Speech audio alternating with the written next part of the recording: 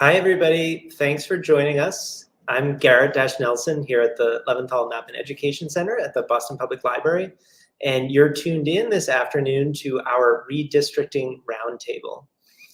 This event is one of the last exhibition events connected to our current exhibition called Bending Lines, Making Sense of Maps and Data, where we look at how maps can bend reality, shape the truth, and enter into political conflict in all sorts of different ways. It's a really exciting event because we have some really amazing representatives of groups that are engaging with gerrymandering, districting, and electoral democracy, both here in Massachusetts and with implications at the national scale. You can visit Bending Lines here at the Central Library in Copley Square through March 4th. So there's about 3 more weeks when the show will be on display.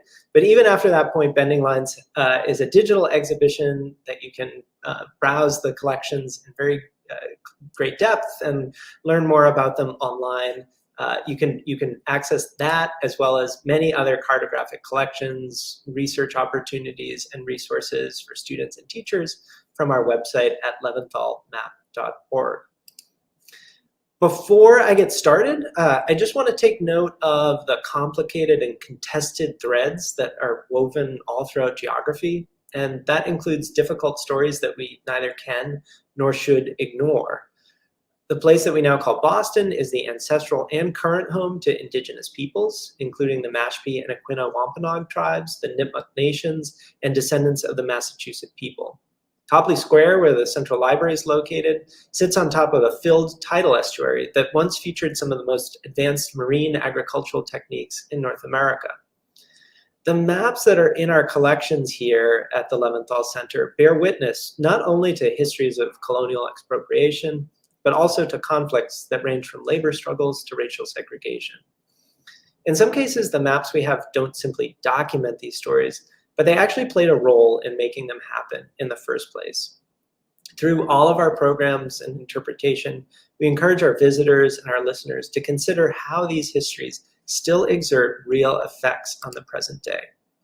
And certainly one of those effects is the ongoing struggles around fair representation through the electoral boundaries that we draw on the map that serve to decide who votes together and who sends representatives both to the US Congress and at the state and local levels.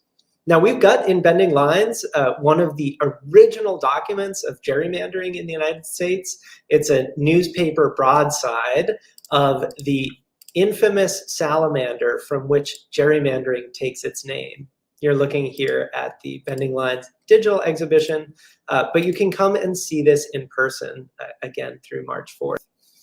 So gerrymandering has well over 150 years of sinister history behind it, but it's by no means an old topic, and figuring out how to create a fair and just electoral map requires ongoing work, not just with maps and data and information about geography, but also it requires and demands really careful political participation from activists and community leaders and others who continue to be engaged with these political questions. That's one of the reasons that I'm really excited to have just an amazing set of guests for our roundtable today. And to help us introduce everybody, I'm going to invite Beth Huang, who is the executive director of the Massachusetts Voter Table, and who's been talking about doing an event like this with us nearly a year now. Hi, Beth. Hi, Garrett. My name is Beth Huang. I'm the director of the Massachusetts Voter Table and a certified map geek. You'll see that I have a 2000 population density map hanging on my wall as a 2010 census promotional material.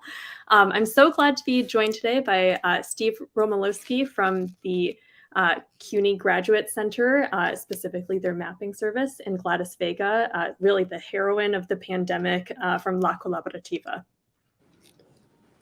Hi, everybody. It's so great to have you here.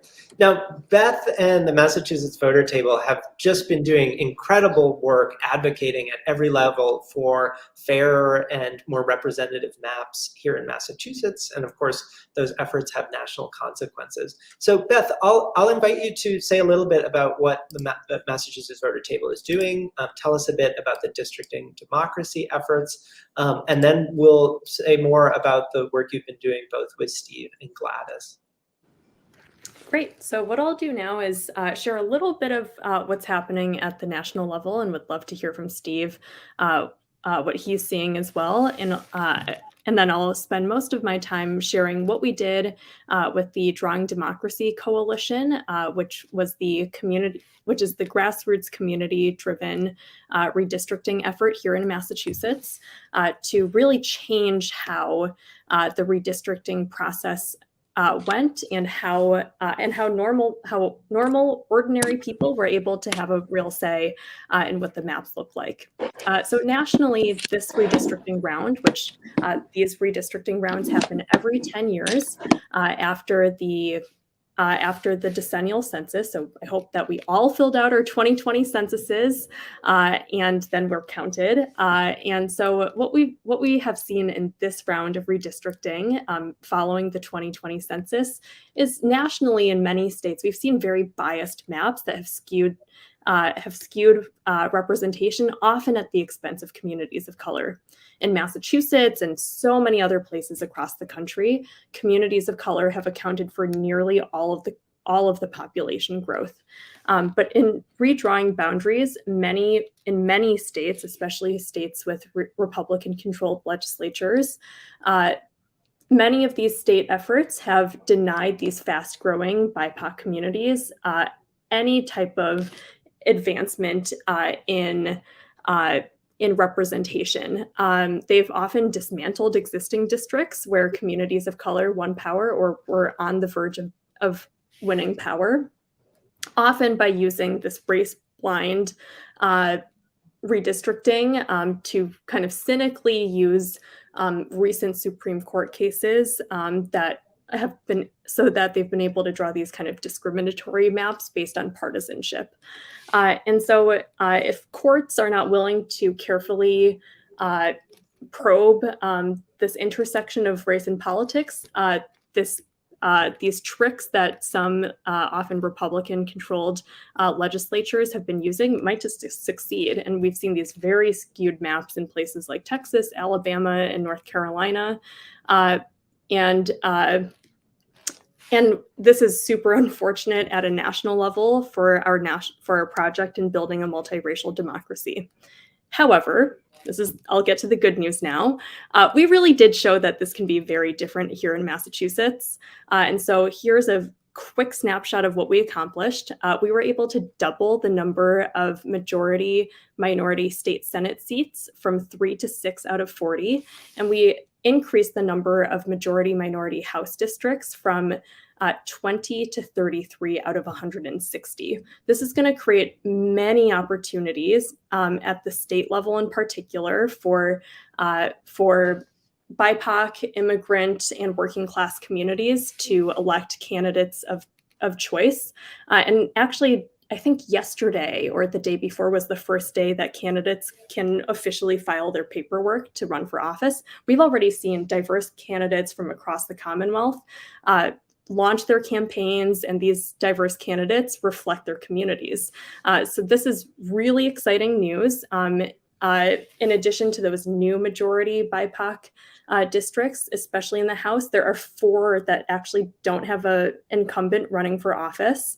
And then because of the way that many of these maps have been drawn, it actually shifted districts enough such that old incumbents see that it's probably not viable for them to keep running. So we have, incumbents who represent mostly people of color districts who are white and might have been in office for 20 or 30 years announce that they're not running. I don't think that's a coincidence. And this is going to have big kind of domino effects as municipal elected officials then run for those state rep seats, and then we'll see a whole new crop of people who represent communities run for those city council and school committee seats. So that's what we were able to accomplish, and what we will be able to accomplish through continued grassroots organizing and electoral mobilization. The way that we got there was, the big thing that we did is we created a unity map of 9 congressional districts, 160 state house districts, and 40 state senate districts. And we released that 2 weeks before the legislature released their maps, meaning that they had to respond to us instead of us responding to the legislature, which is so often the case. We created that unity map with about 50 grassroots organizations. We created 100 community of interest maps. Those are kind of neighborhood maps, kind of what makes your community special, what makes your community distinct, and where does your community live. We looked at the adjacent communities that are most dissimilar from each other. So I know I don't mean to steal, well, I don't think anyone's capable of stealing Gladys Vega's thunder, but we know that in the state house, the grouping of Chelsea with Charlestown was just so incredibly different, and I'm excited for all of you to hear Gladys really dig into that. We knew that Lawrence and Andover are such different places, but have been grouped together in the same state senate district. Actually, we used the Leventhal Map Center's neighbors and name only tool frequently to really suss out the big differences in those communities that are neighboring but share so little in common with each other. Once I was on the phone with a reporter and I had to quickly pull up the differences between Andover and Lawrence, and I was like, oh, okay, there's $150,000 of median income difference when I pulled up the neighbors and name only tool. And so we know that there are these places that historically have been grouped together. One half is much more working class, many more immigrants, many more people of color. The other is mostly homeowners, mostly white.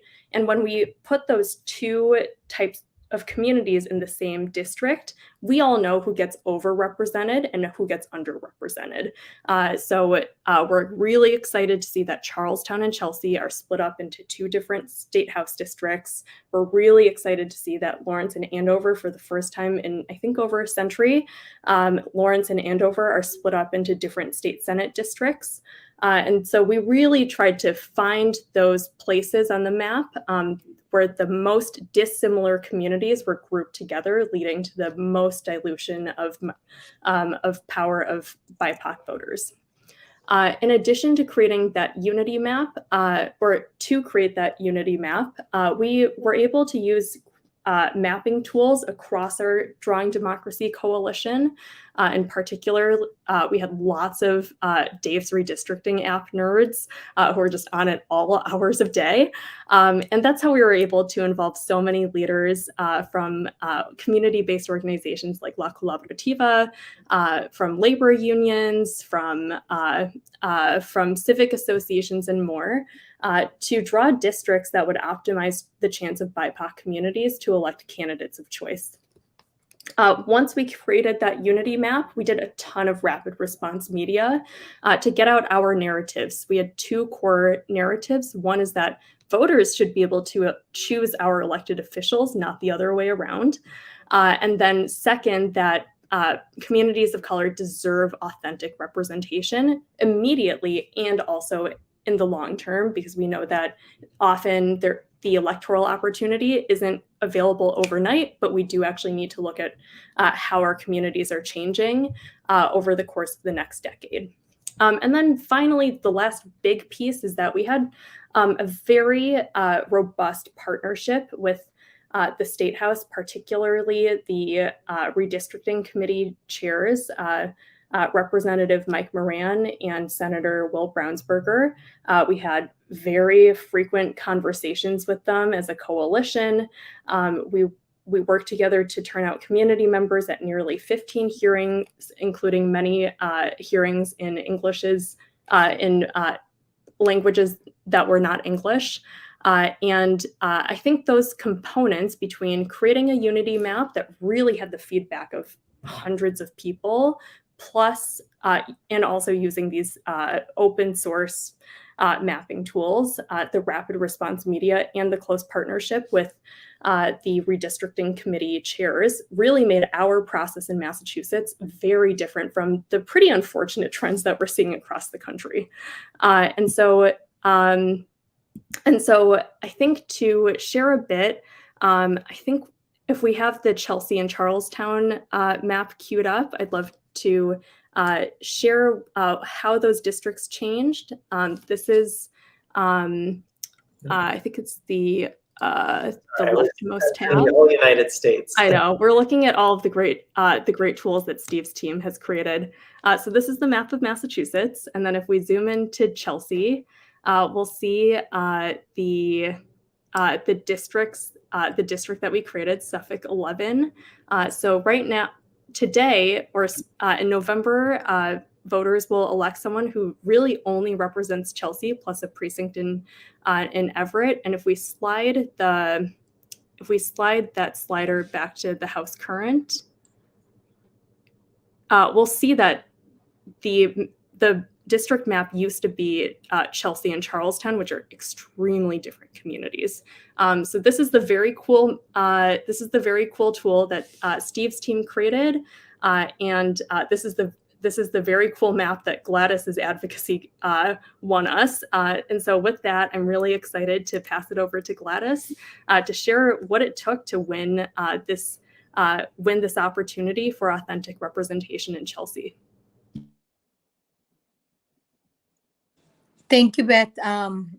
Delighted to be here. I think what it took to win was the amazing tools, a coalition that was united, knowing that we have suffered a lot for having misrepresentation. So it was a genuine committee of individuals that really care about making changes to empower the voters and to hear the voices of the voters rather than state telling us what we ought to do in terms of mapping.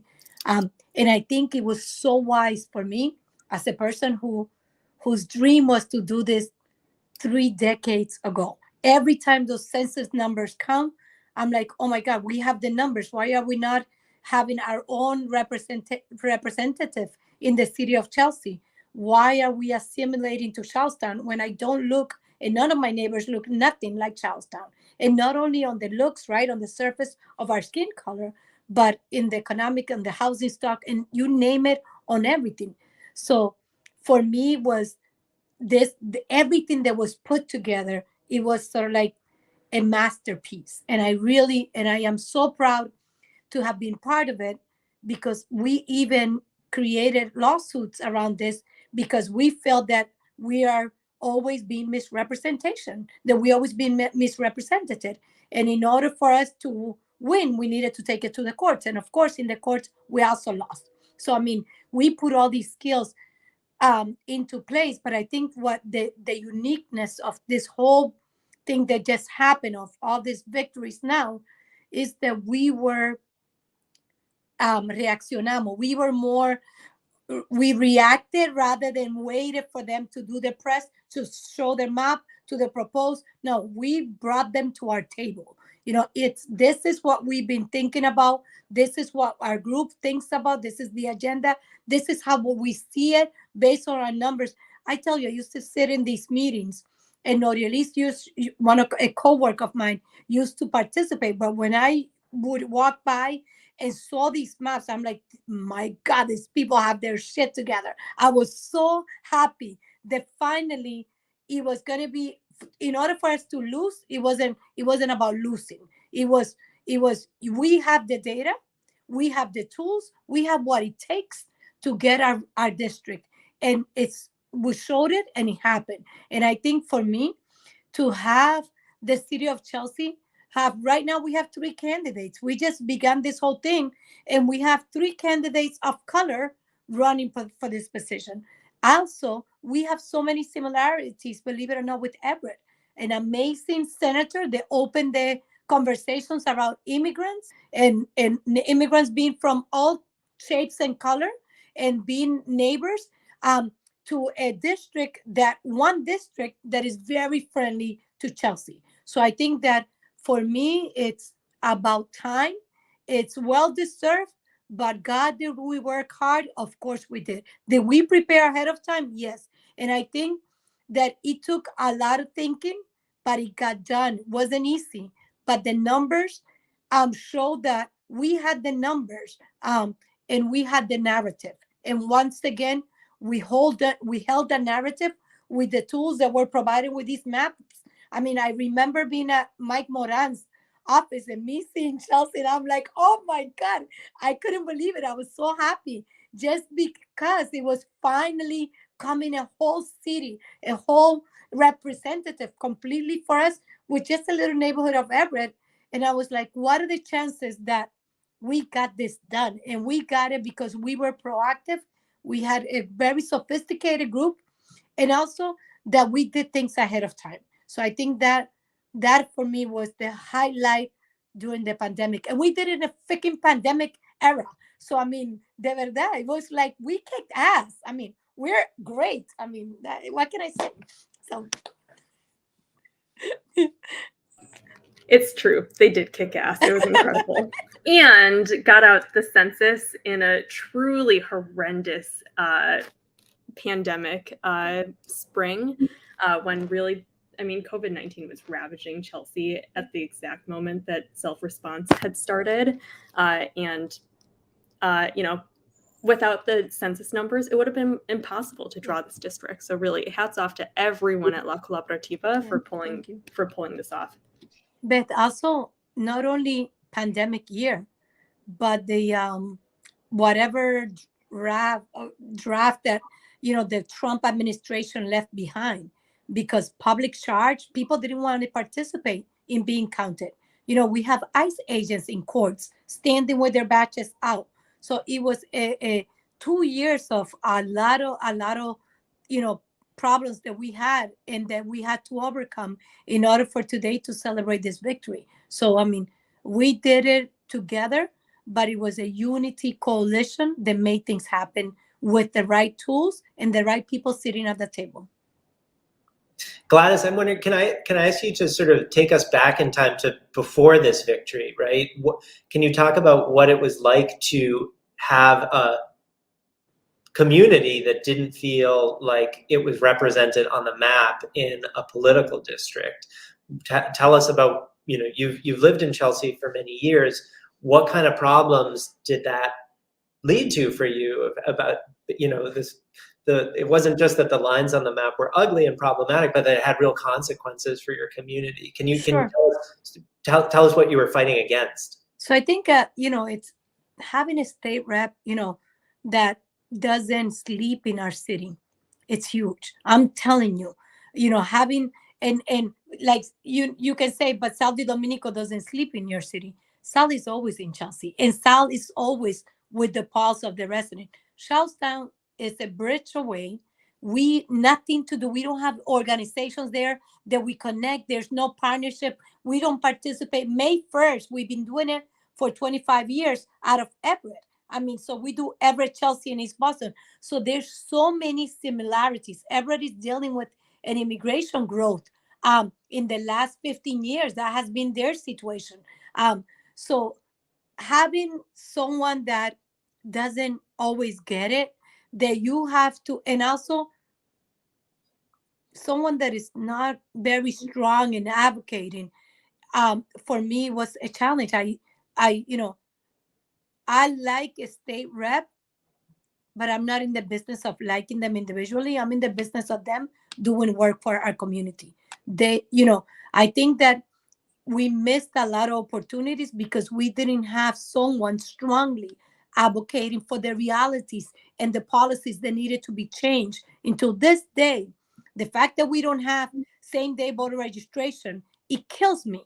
I get in my city of Chelsea, when we go out and get the voters registered, we get them, then we get them to votes, and we knock on a door where a guy recently moved, and he's like, oh, I just moved from Puerto Rico 2 weeks ago. And I'm like, oops, sorry, I cannot take you to vote because you're not, your 20-day line, deadline passed. And they're like, what the hell is that about? And I have to explain. I mean, when our state rep doesn't take that by the horns and runs with it as the problem that we've been having for decades, it's a problem to me. But it's a problem of disconnect of the realities of the people in low-income communities that are screaming for justice, that are screaming for just representation. And representation for me is that you don't show up to an event. You make policy change happen. And that for me is what hopefully we'll get from the first time when we get someone elected representing Chelsea. Amazing. Beth, I'll turn it back to you. Do you want to tell us a little bit about all the, tool building, the map building that was necessary to make this political victory possible? I remember being on these sometimes almost, I swear, these Zooms when we were sharing our screens to look at Dave's redistricting almost never happened between 9 and 5. They were like almost exclusively well after 5, if not at like 9 o'clock at night. And I remember I was on many of these with Gladys and Lauren, who was working or is working at La Colaborativa last summer. And in particular, we have had so many questions about how districts have changed. And every time someone asks me that, and I get to share the Massachusetts Redistricting and You map that shows exactly how the districts have changed, people really light up and they see, oh, okay, because honestly, the bill text of the redistricting law that passed is just this long list of census blocks, and it's truly impossible to read. I can't make sense of it.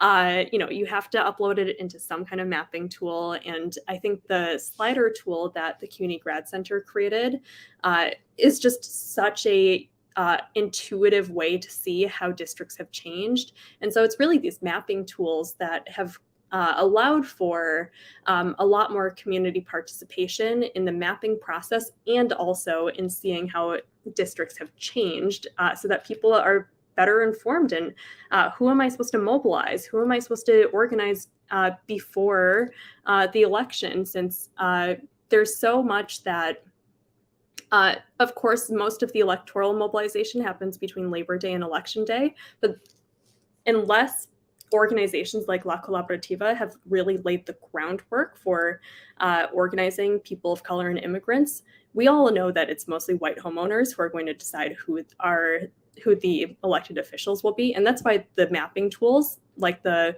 Redistricting and You map that the CUNY Grad Center created is such a critical tool because it shows us who we need to organize well before Labor Day. And so I'd love to turn it over to Steve to share more about the incredible maps and the incredible tools that his team has created. That's great. That's really great to hear. Thank you very much. We're really thrilled that our maps and resources have been so helpful. I'm going to share my screen real quick. And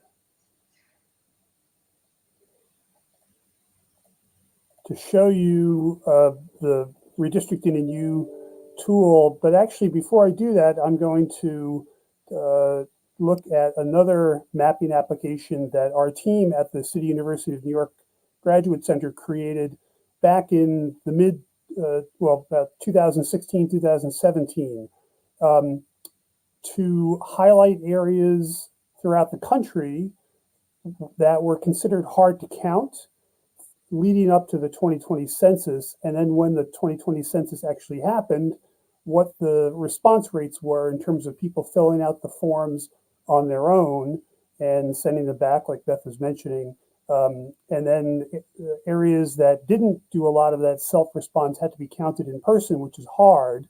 And the idea of this map was another online resource to help groups like Beth's and others around the country really focus their work and their their efforts. And this is how we connected with the Massachusetts Voter Table.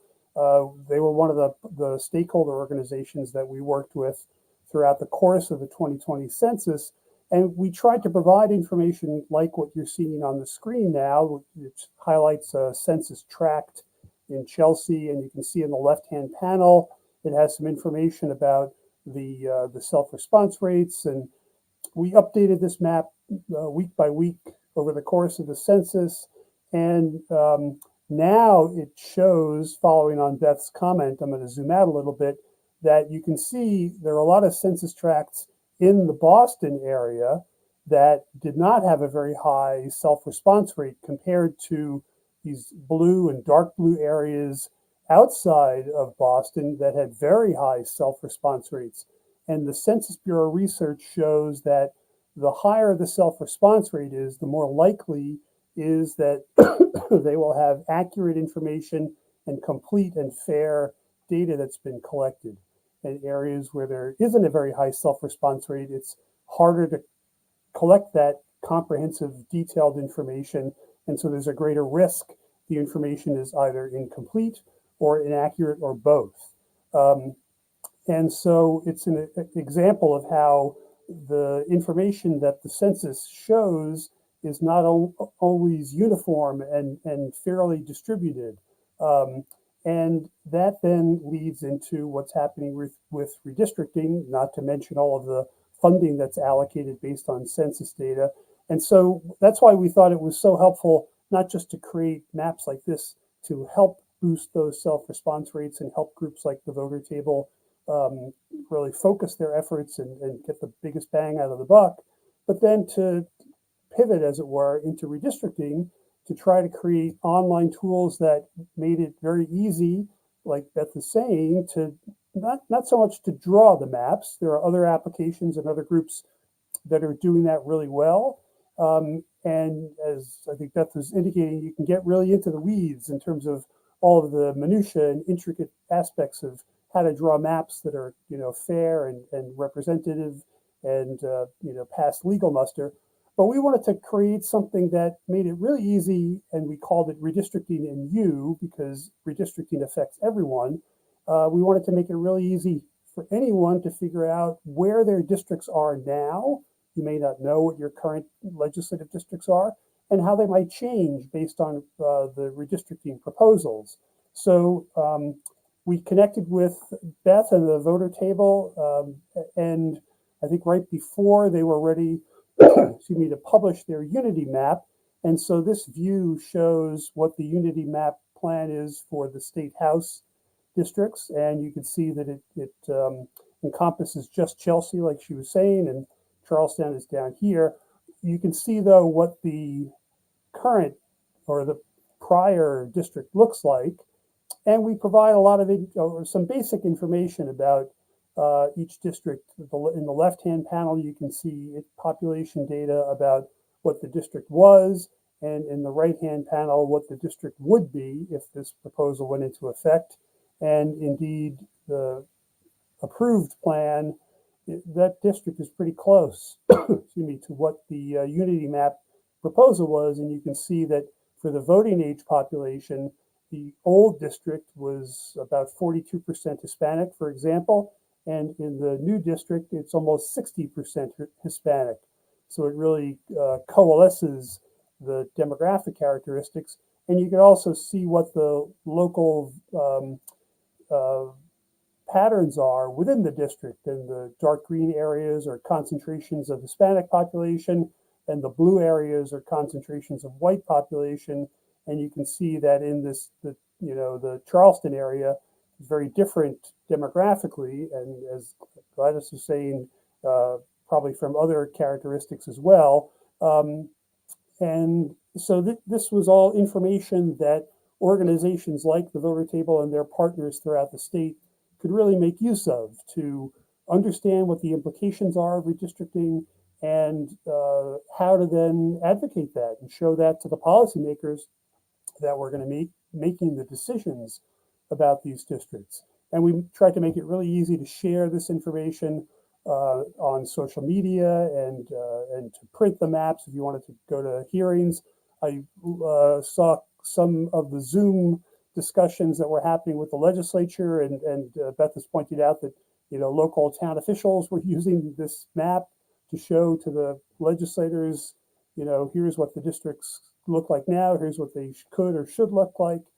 And so hopefully this is a very helpful tool to provide that information. The map also shows the congressional districts. I'll turn this off for a second.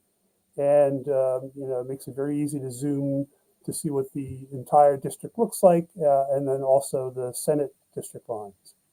So I'll stop sharing there, and I'm happy to chat or answer questions that people might have. I think we at the Graduate Center probably played a pretty small part compared to the grassroots organizing and the coalition building that was done, but hopefully the tools that we provided were helpful. And we've been providing these tools with groups across the country with the support of funders that were involved in the census effort. And so now we're helping organizations like the Voter Table and their partners in about 14 other states, including New York, where we're based, but also in other states that are, trying to do what Massachusetts did in terms of creating fair and representative districts. Not every state is doing as well, but hopefully, democracy will still survive and see it through to the next cycle. So I'll end it there. And again, happy to answer any questions and participate in the conversation further. Thanks very much. Beth, I want to turn it back to you, but I'll just note for everybody in the audience, we really want to make sure we save some time for questions from our viewers. And so whether you're tuned in from YouTube or Facebook, you can just write a question or comment in the chat box there, and we'll try to get to as many of them as we can in the sort of last 15, 20 minutes of today's talk. Beth? Great.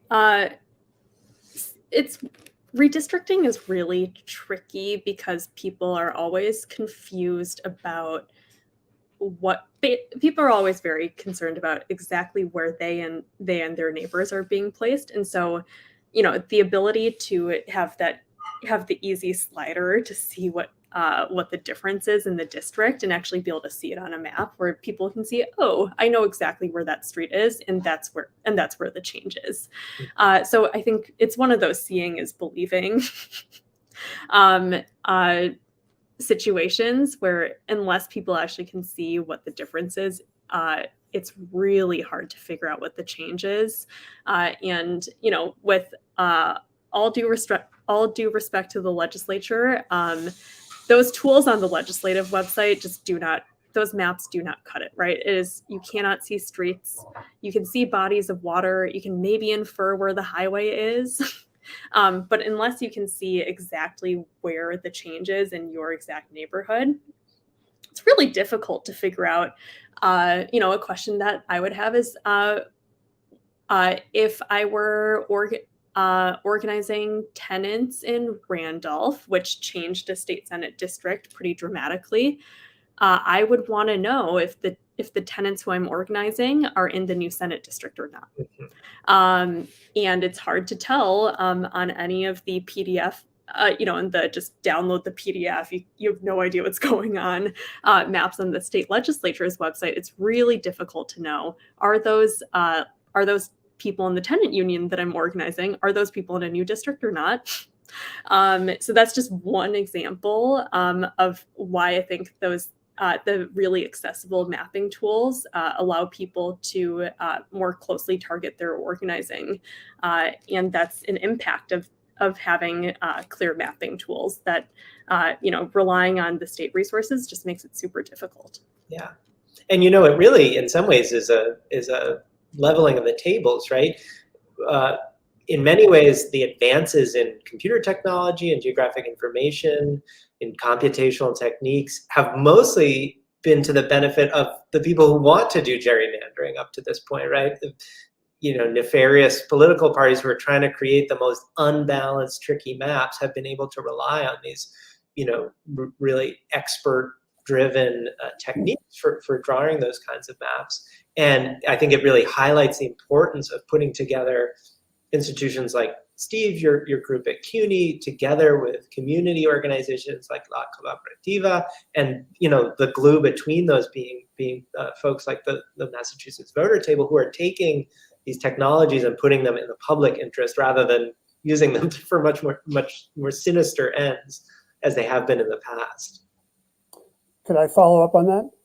So I would say, I don't know this for certain. I haven't talked to the Massachusetts legislature, the legislators, so I don't know exactly what they're thinking, but I wouldn't be surprised if that there wasn't a lot of effort put into trying to make it easy for people to view these maps because of transparency. It's harder to question them if you can't really zoom in and see exactly what's going on for you and for your community. And so we think that the redistricting in UMAP does a lot for transparency and making it easy for people to figure out what's going on. Because otherwise, if you can't do that, you're not going to get involved. You're not going to bother. And the legislature might like that. Who wants people involved? They want to make the decisions. So we hope that it really enhanced the transparency, whether that was to the chagrin of the legislature or not, that it really helped organizations across the state see very clearly, like Beth is saying, seeing is believing. You can see exactly what is going on, and it makes it really easy to question what's happening with the legislature. The other thing I was just going to point out is that because now these maps are new, but they'll be in effect for a while, we'll have this mapping site online, the Massachusetts Redistricting and Use site, for the foreseeable future. We'll be in touch with the voter table and coordinate on that. But at least for this round of elections, you can see exactly where your district is, and like Beth is saying, who you need to coordinate with and organize with. So it hopefully, again, will, along those lines, make it easy for you to understand, what the lay of the land is now, what the new lay of the land is electorally for Congress as well as the state legislature. Gladys, I'm wondering, could you say something about like what it's like looking at some of these maps with members of the community, people who maybe have not been thinking for decades or many hours about census tracts and statistics about how communities are different. When you look at both the old maps and the new maps, maybe with tools like redistricting you, what do you find that people see? How do they engage with it? What are they experiencing with this kind of information? You're still muted, Gladys. Okay. Now, so first, what comes to mind, where was Steve when we were suing the community, the state years ago? Like, where was this tool, right? Because it not only demonstrate the characteristics of a city, right? Of what we can divide up in terms of the demographics, the composition of a city, economics, the school, all that stuff that goes there, right? But also it keeps it real. It's very friendly to use, very friendly to understand, and it's intentionally to serve the voters. When I take a look at the map, it makes me feel like this was done so nobody understands that and nobody challenges authority, and we continue to do business as usual. And because we're so busy in our daily routines, who cares if Gladys and the collaborative organizes, and goes to the state house with 30, 50 people to advocate for redistricting to happen? If they don't have a basis for it, they're not able to demonstrate. We demonstrated through this tool what our composition of our city is. We demonstrated the ability that we have to rule our own city and to be able to do policy changes at the state house because we now have authentic representation, because we're able to do it. So that's a huge difference. With the maps of the past, it was like behind the scenes and intentionality that would not allow us to get the work done. That no matter how many lawsuits, we were never going to make it because we were not able to demonstrate how different we were, Charlestown and Chelsea. We had the numbers. We had the data. We put all those things into it and created all those different colorful pies that demonstrated what we stood for and why we could never be going back there, why we were not going to sit around and feel that Chelsea and Charlestown was a good marriage. That marriage was broken decades ago. It should never be in a marriage. So, Beth, do you want to say anything or ask any questions before maybe in the next couple of minutes we can turn to some questions from the audience? I already see a few coming in. And again, as a reminder, if you're listening from either YouTube or Facebook, you can drop a question into the comment section and we'll try to get to as many as we can. Yeah, I think we broke up some of those bad arranged marriages between neighbors and name only. Yes. Lawrence and Andover, Chelsea and Charlestown, Brockton, and a whole lot of those towns right around Brockton. So that was the goal. And I really do want to shout out the Leventhal Map Center's that neighbors and name only tool for really clearly showing how differences in, I think it was home ownership, median income, I forget what the other socioeconomic metrics were on that tool, but it was just very useful to visualize everything that we already knew, but it was very important to visualize and quantify the big differences. And so that's what I think those kinds of visualizations really do, is like it helps people affirm the reality that they're living in. It's not that people don't know that, it's just it is really useful to assign a number to it or to really back up everything that they already knew. It's like the reverse of the kind of gaslighting that often happens to so many communities of color. Yeah. And sometimes it can be, you already know something conceptually, but when you see it visualized on a map or on a data visualization, you realize the magnitude of it, you realize how severe it is. I've been studying residential segregation for a long time, and still I sometimes look at maps and I'm just like, kind of shocking. How can it actually be like this? The way that the narrative power of maps plays into our politics is, of course, really, really important. That's a topic that Bending Lines, the current exhibition, is all about. When you see something, how does it produce this sense of, aha, okay, I get what this person is trying to say. I get what they're trying to argue. I get what political movement they're trying to push for. Should we try to address a couple of the questions from the audience before we come to the top of the hour? Yep, sounds great. So Mark has an interesting question. He says, it seems to me that every city, town, or section of Boston that has between 20 and 40,000 people should have its own rep, as Chelsea does now. Do you agree? So one quick clarification is each state rep district is about 45,000 people. It can be within 5% on each side, but it's going to be somewhere between about 42 and 47,000 people. Chelsea, because of the work that organizations like La Colaborativa did, even in the midst of the really horrific beginning of the pandemic. It's still bad now, but it was like truly just horrendous around April of 2020.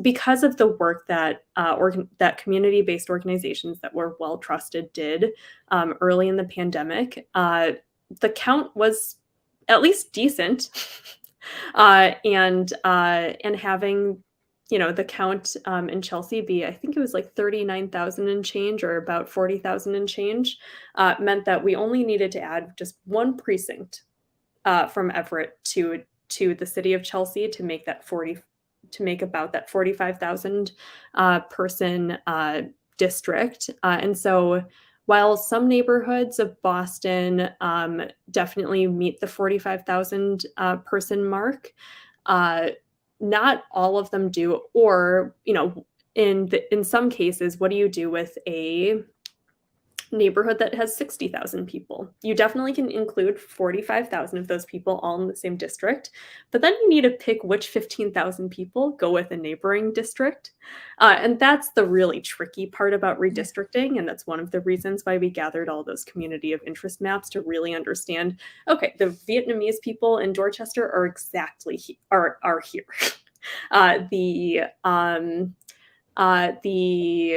The Central American population of New Bedford is along the water over here.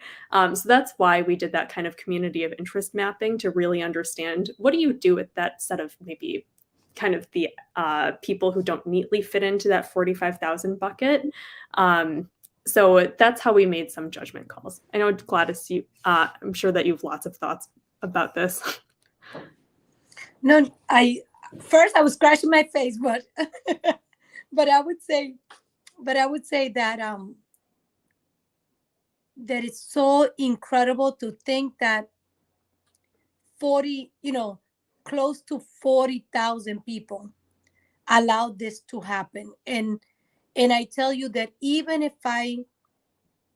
we didn't have the tool and we didn't have the Unity Coalition be so well prepared, we would have not celebrated this victory. I would be back in court trying to sue again after the census count, because I can tell you I have an uncounted community that it continues not to be represented. So I think that, once again, I don't want to undermine the role of the tool and the role of all the roundtable pushing this unity force in these different communities that allow for us to have 33 districts completely represented by people of color, by majority of people of color. I mean, that is amazing. And when people tell me, "Oh, wow, you come from Massachusetts, supposed to be so progressive," I'm like, really? It's just a lot of talk, not implementation of that. Not, it's more talk than reality. Yeah. And this, for me in Chelsea, it's now a reality. Now I can truly feel that we did this and we did it proactively, and we did it with an amazing tool and this group that brought the issues to the table rather than being presented to. Yeah. One of the things I want to flag too about Mark's question is one of the real challenges, of course, with districting is that it's pretty rare that people's own kind of sense of community matches onto exactly the right number of people that a district needs to be, right? Some communities are very small, some are very large. It's not as though people naturally break down into, sets of 45,000 people together. And so the work that Beth's group has been doing with organizations like La Colaborativa in determining where do people feel like their communities lie, so we can try to piece those together into districts that try to match on to people's lived sense of geography is really important. And one thing that I think is actually even more challenging about that is a lot of the national conversation around gerrymandering is around how do we make districts more competitive, right? How do we make them so that they're more partisan equal?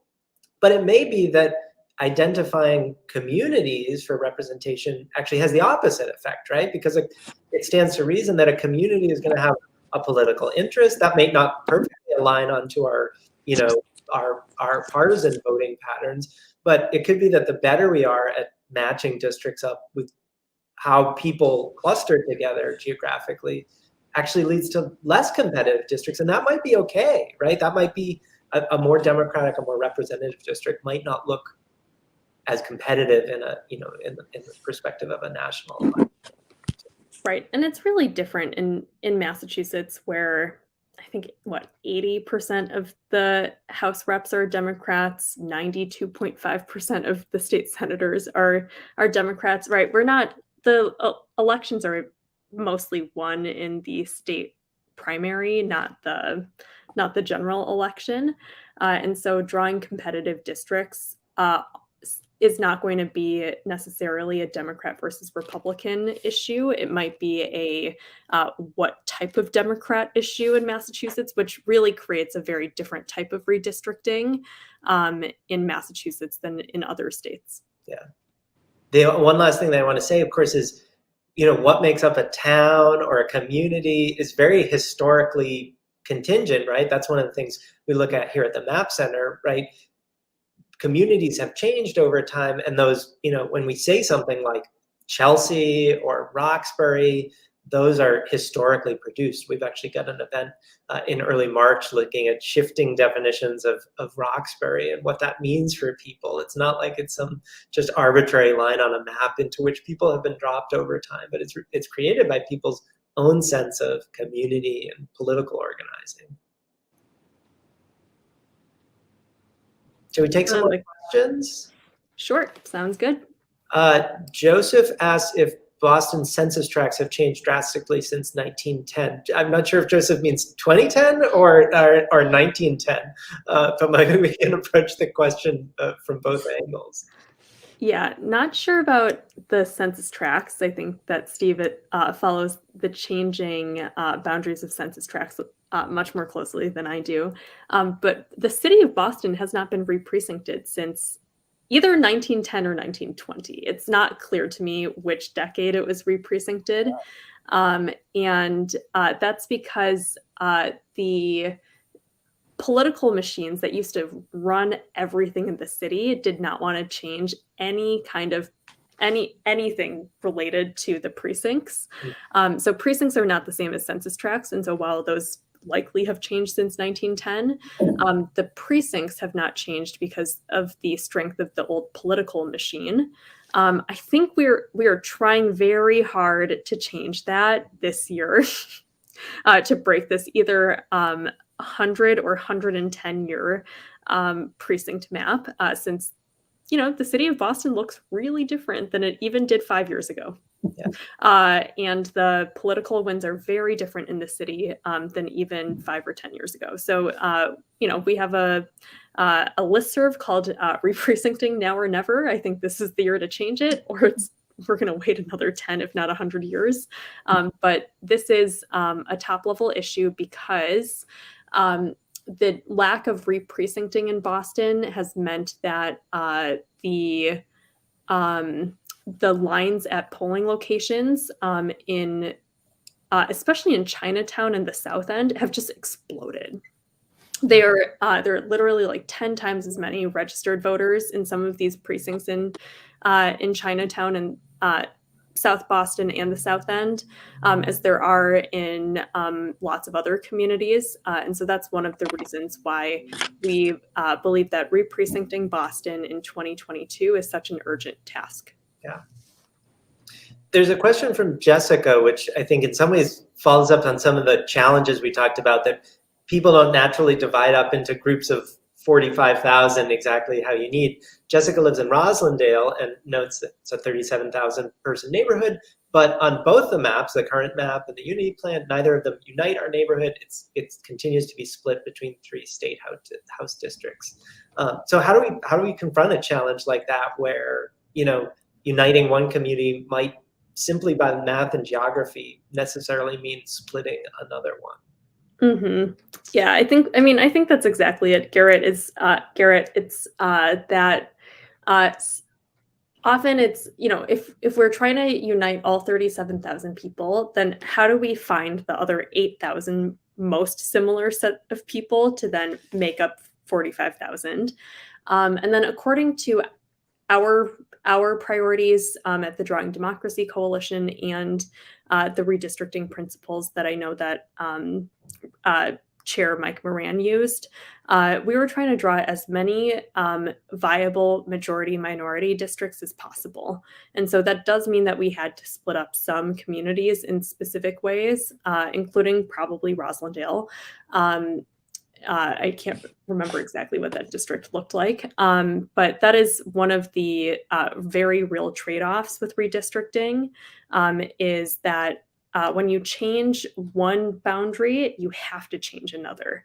It's like a set of dominoes. Yeah. It's one of those truly zero-sum things. I don't think very many things in our politics are truly zero-sum, but what is very difficult about redistricting is adding 5,000 people here means that you need to take away 5,000 people somewhere else. Yeah. Maybe as a last question, because we're coming right up to the top of the hour, LJDLJD asks if there are any materials that are specifically oriented towards future voters, i.e. high school sophomores. I'll say we at the LMEC have a very strong K-12 program with lots of resources on our website, but I know your groups are certainly talking to future voters as well. Do you want to say some things about how high school students and younger might get engaged with these efforts? I think the best way I know that there is an incredible new civic education law in Massachusetts. So I think the first is to be part of the civic ed program in your own local high school. The second is, I think, getting involved in a campaign is actually the best way to really learn about this. I started door knocking when I was 16 on the Obama campaign, and while my politics aren't exactly the same as they were in 2008, it was the best civic education that I could have gotten at that age. And so I think actually volunteering on a local city council election, a local state rep race, of which there will be so many this year, is actually just one of the best ways for high schoolers to learn more. Is when you have to talk to your neighbors about what's important to you and what's important to them. That is actually what our democracy is all about. Yeah. We've got an ongoing program here called Maptivists, which is feeds into the Massachusetts civic curriculum around using geographic data and maps to engage with social justice issues. And I very much suspect that the future Maptivist courses will be using the Redistricting in You app and looking at Chelsea and some of these same topics. So we're at the top of the hour, and I don't want to keep you all any longer than that, because although I know I could, this is such an interesting conversation. I'm sure we could go for multiple hours. You've been so generous in volunteering your time to be here today. Stephen, Gladys, Beth, I really appreciate it. I want to make sure that everybody knows that these organizations are all doing really important work that can use your ongoing support. I think we dropped links to all three organizations in the chat earlier today, so please make sure to check them out and learn more about the work. Beth, do you have any closing comments? Really, there will be incredible candidates this year to represent communities authentically. It is a great time to get involved. Yeah. Great. Well, thanks for tuning in, everyone. Thanks to our roundtable panelists for joining us. And again, you've got just a few more days to come down and see one of the original gerrymandering maps here at the Central Library at Bending Lines running through March 4th. So take care, everyone. And this video will be put up on our website if you are itching to show it to a friend. It'll be recorded and shared after the fact. So thanks for tuning in, and have a great evening. Ciao. Take care.